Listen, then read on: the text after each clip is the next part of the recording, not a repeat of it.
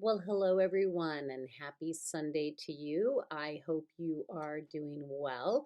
I just wanted to come online and say that I just finished grading. All grades are updated, and I was just looking at all your wonderful presentations, and you guys did a great job.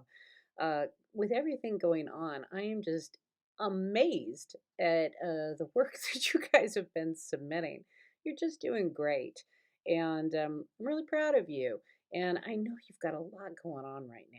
I mean, gosh, there's a lot going on right now with students, with children, with elders, with everything. And I hope you're hanging in there. And please make sure to contact me if you need me.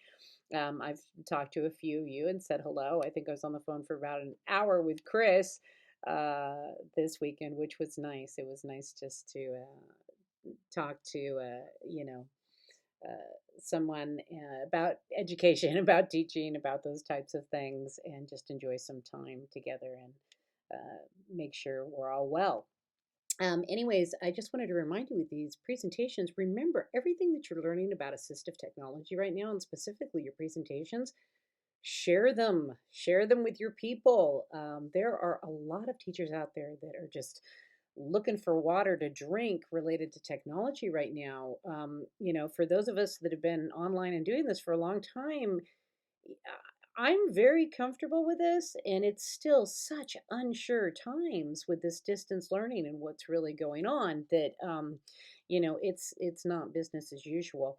And I'm going to be talking about the discussion boards for the course coming up. But honestly, and I was saying this to Chris on the weekend, and I've said this to a few people in email. I just don't want to overwhelm you or overload you right now with too much school. So I'm distance learning with you as well. So please let me know if there's anything you need. I'm here for you. But I do think that it's interesting to consider, and this was on the discussion board. We have one student that's in a more rural setting, and one of our other students was talking in the discussion board about being in this large district in Southern California. And like I said, I'll go more into detail with this. And of course, say your guys' names and everything next time, but I just wanted to be quick here and how different it is depending on where you're at and who you're with. And one of the things that I brought up in my notes to you guys this week is the Williams Act. How are districts making sure that they're, meeting the Williams Act? And we have districts that have been, giving out computers and making sure families have hotspots and making sure that they have Wi Fi. But at the same time, and many of you brought this up in this recent discussion board, we have students that are very, very knowledgeable about specific technology. Specific technology. You want somebody to teach you how to Snapchat or Instagram or TikTok, and believe me, they're going to teach you. Okay, if you don't know, you're going to know. And it's always great to learn those things because it's great to put them in the position of teaching.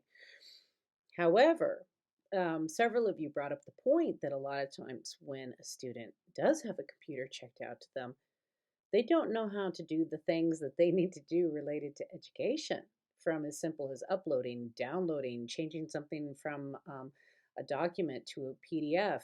They get very confused with all the linking.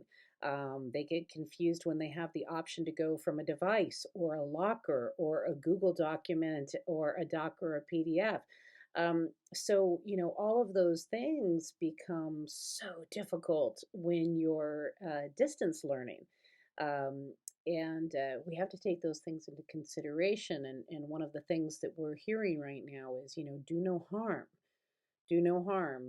And we all want the kids, to learn, and we all want them to be serious about education. But take what's going on in your own life and then magnify that for someone who's a child, and that'll kind of give you an idea. And I think most of you understand that. And just be patient as you're teaching them technology, and keep it simple. Keep it simple. So with my high school students right now, I keep reminding them that they're learning how to be career and college ready. And I calmly tell them about how I teach you guys, and that's they'll have classes like that in college.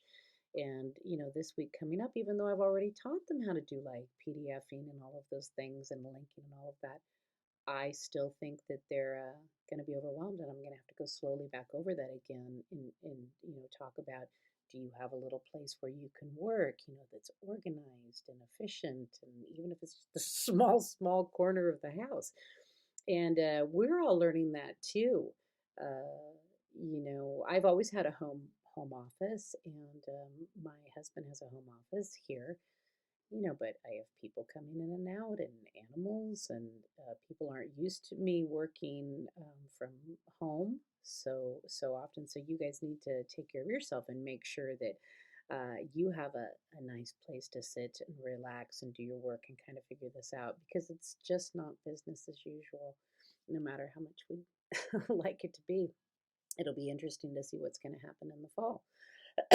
And if colleges will even, if students, seniors will even go to college in August or September right now. I'm not quite sure how they're going to do that. And will all summer school all over the United States, will it be online? So things to think about, and more things to consider related to how I want you to consider. I don't want you to get overwhelmed with this, but I want you to start considering assistive technology for all. And one of the things that I was talking to several, well, not talking, but when I wrote feedback on your presentations, one of the things that I said to several people is, have you been considering this assistive technology not just for the classroom, but for elders? My mom loved to snap and read. And so you want to consider, how can you think outside of the box of assistive technology? And when we were doing the assistive technology check sheet, like who would we use this for and why would we use it for this person and would we consider using it for other people? You want to think about those things too. So don't just think about a specific age, um, broaden that. And don't just think about your classroom, think about all classrooms. Is there something that you've learned in this class, or is there something that could help somebody else in another classroom? And I use all sorts of things, not just with special education students or students with IEPs, with students who I think it just might make it be easier for them to learn. And was it Sinatra? Son. I wrote on one of yours. I'm not sure, but I can't. And I'll go back. I'll go back to this. I don't want to go too long today. I'm already almost at 10 minutes. But frustration level is so important in all learning, and we're being reminded right now, and I've always said this about the master's program, that when you go back to the master's program and you have to be taught, you have to deal with a specific professor's rules, or you have something go awry and your frustration level mounts, okay, or you have a bunch of things going on at home and you're trying to get work done and you're so frustrated. You know as well as I do, that's not good learning.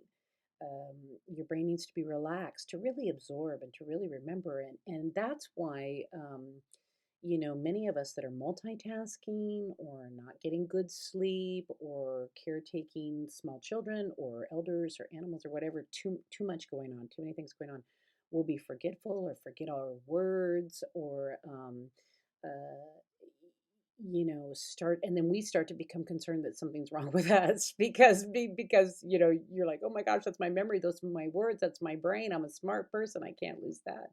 So you have to make sure that you're de-stressing, but once again, magnify that by the age of child, okay? We've had a lifetime to come up with coping skills and hopefully positive ways to accept this pivot in education. But for students, they may not have good coping skills put into place. This may be extremely frustrating and exhausting for them, and you're not going to get good learning out of a child that's overwhelmed. So, you want to do everything in your power to be assistive technology yourself. Um, Not just a program, not just something you can send them to, but we have now become the assistive technology. So take it slow and consider what you're learning. And don't forget to look at the discussion board this week and look over everybody's presentations and see if there's something that you can use or learn from. And maybe one of your fellow students will give you permission to use their presentation if they're okay with that. I think this would be a really good time for all of us to share. So stay calm, soothing, and know that I'm here for you. And just remember that whatever you're feeling, you always have to magnify that intensity for a child, and then figure out how we can bring it down a notch, still keep them educated, still help them, find a way to soothe, if they're overwhelmed. Everything that we would do in the classroom times infinity now. So have a wonderful week, and know that I'm here, and that if you need to talk or text, I'm available, and I will talk to you soon.